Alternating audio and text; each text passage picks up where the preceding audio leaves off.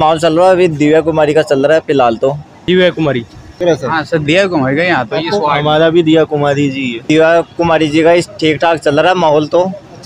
और हमारे को सीताराम जी का कम लग रहा है चांस। लेकिन मैं राजस्थान में जरूर कहना चाहूँगा कि गठबंधन की सरकार बनेगी, स्पष्ट नहीं बनेगी, कांग्रेस की बनेगी। नमस्कार, आप देख रहे हैं राजस्थान टीवी न्यूज़ चैनल। मैं आपके साथ में जितेंद्र मीणा। मैं अभी इस वक्त मौजूद हूँ विद्याधर नगर विधानसभा क्षेत्र में। यहाँ पर पहुँचे हुए हैं हम लोग, तो यहाँ पर इलेक्शन को लेकर बात करेंगे। हमारे साथ में यहाँ पर कुछ स्थानीय लोग हैं। नमस्कार जी। नमस्कार जी। आपका शुभ नाम? मुकेश चौधरी। विद्याधर नगर में इलेक्शन को लेकर क्या माहौल है? अच्छा माहौल चल रहा है अभी दिव्या कुमारी का चल रहा है फिलहाल तो। दिव्या कुमारी का? हाँ। आपको क्या लग रहा है सर?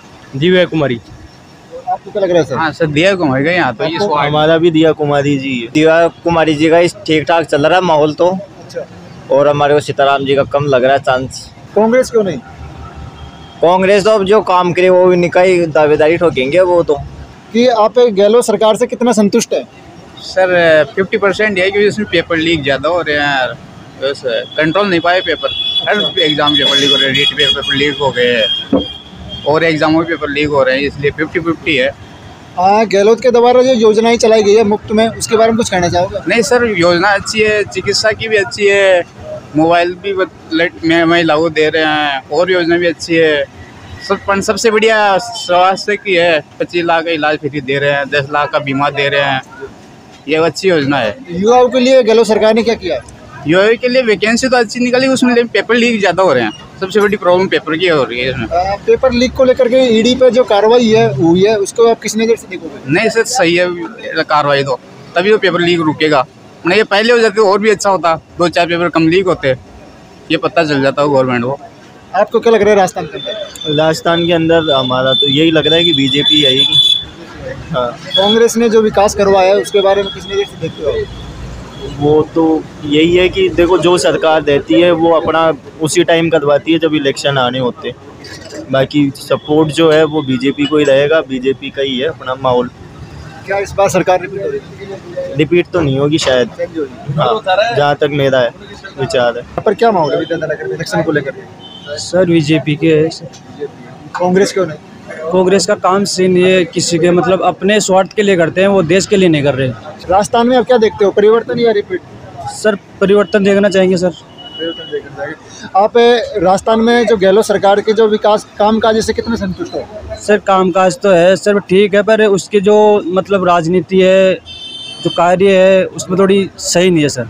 गहलोत सरकार के द्वारा जो योजनाएं चलाई गई है मुफ्त की, उसको आप किस नज़र से देखते हो? सर मुफ्त में तो कोई दिक्कत नहीं, वो तो देखो चलती है, हर सरकार देती है, हर सरकार के ही बदलती है, हर सरकार देती रहती है।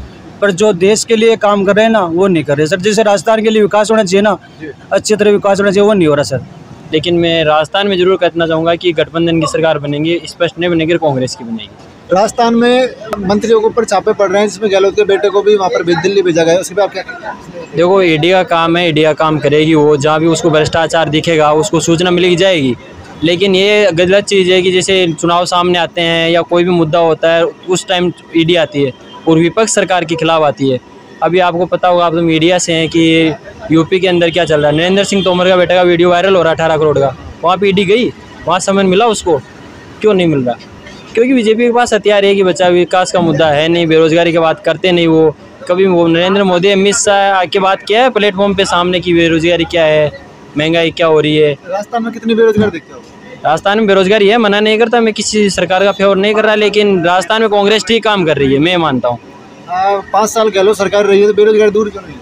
बेरोजगारी तो कोई दूर नहीं कर पाएगा भाई साहब। आप कोई इसी सरकार के पास चले, सभी को जॉब दे नहीं सकते, प्राइवेट बिजनेस करना पड़ेगा। ये मानता हूँ कि सेंट्रल गवर्नमेंट है जो स्टार्टअप पे अच्छा काम कर रही है, इससे गहलोत भी अच्छा काम कर रहा है, अपन दोनों को गलत नहीं ठहरा सकते, दोनों अच्छा काम कर रही है। लेकिन ये जो हिंदू मुस्लिम, भारत पाकिस्तान, मंदिर मस्जिद करते हैं ना, इससे भाजपा का बहुत दिनों तक नहीं चलने वाला। अब ये राजस्थान में ये चुनाव मोटो बनाना चाहते हैं। अभी वहाँ पे गया, अमित शाह आया था, उसको अभी याद है कि कन्हैयालाल के हत्या का क्या हुआ, इतने दिन पहले कहाँ गए थे। महंगाई की बात करें तो पेट्रोल डीजल सबसे महंगा राजस्थान के अंदर। तो पेट्रोल डीजल दोनों सरकार की गलती है ना, सेंट्रल स्टेट की, दोनों ने वेटेज बढ़ा रखा है। दोनों कम करे तो ऑटोमेटिक कम होगा। नहीं देती आप सेंटर की, सेंटर सभी स्टेट को इक्वल रेट देती है, लेकिन स्टेट ज्यादा कर रखा है अभी। सिलेंडर बांटे फ्री में। बिल्कुल हाँ बांटे है। 1100 रुपए का सिलेंडर कर दिया, हाँ। रक्षाबंधन पे 200 रुपए कम कर दिए। ऐसा क्या हो रहा है भाई? महंगाई तो वापिस कम कर रहे हैं। नहीं तो 200 रुपये में कौन सी महंगाई कम हो गई? जो 400 450 रुपये का सिलेंडर का था, उसको धीरे धीरे आप 4.5 साल में 1100 रुपये का कर दोगे, फिर एकदम से उस पर 200 रुपये कम करके वाह लूट लोगे कि भाई हमने कम कर दिया। ये कौन सा तरीका? उससे अच्छा तो गहलोत सरकार ने किया है, जो उज्ज्वला योजना के तहत बांटे गए थे सिलेंडर, उनको 500 रुपये में दे रहे हैं। 4.5 साल में ये पैसा बढ़ाते हैं, पेट्रोल पे बढ़ाते हैं, गैस पे बढ़ाते हैं, हर चीज़ पे बढ़ाते हैं। फिर जैसे ही चुनाव आता है फिर उसमें से थोड़ा सा कम कर देते हैं।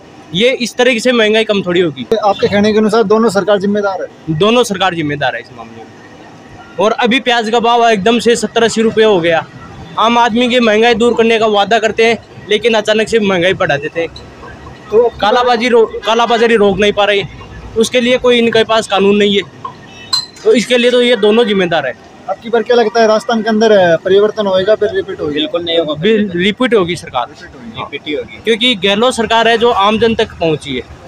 उसके लिए जो देश में सबसे बड़ा अगर बीमा योजना की बात की जाए तो आयुष्मान भारत लागू है, उसमें सिर्फ 5 लाख का बीमा है। और चिरंजीवी बीमा योजना, बामासा का नाम चेंज करके चिरंजीवी बीमा योजना किया है, उसको पहले 10 लाख का किया, उसके बाद में 25 लाख का किया गया है। तो इसमें 10 लाख का दुर्घटना बीमा भी है और उसमें इलाज कैशलेस है। विद्याधर के अंदर इलेक्शन को लेकर क्या माहौल है? अभी तो यहाँ तो बीजेपी का ही है। आपको क्या माहौल लग रहा है सर? बीजेपी का ही माहौल लग रहा है पूरा। कांग्रेस क्यों नहीं सर इस जगह से? नहीं, कांग्रेस नहीं इस जगह से, क्योंकि यहाँ से नरपत सिंह राजू जीते थे या दिया कुमारी, यहाँ बीजेपी का गढ़ है। बीजेपी का ही गढ़ है। हाँ, बीजेपी आएगी यहाँ। अभी क्या है कि मैं बताऊं, जो कांग्रेस उम्मीदवार है सीताराम अग्रवाल, वो दावा कर रहा है कि मैंने यहाँ पर 800 करोड़ रुपए का विकास करवाया है। क्या वो विकास आपको नजर आता है? नहीं, मुझे तो नहीं आता।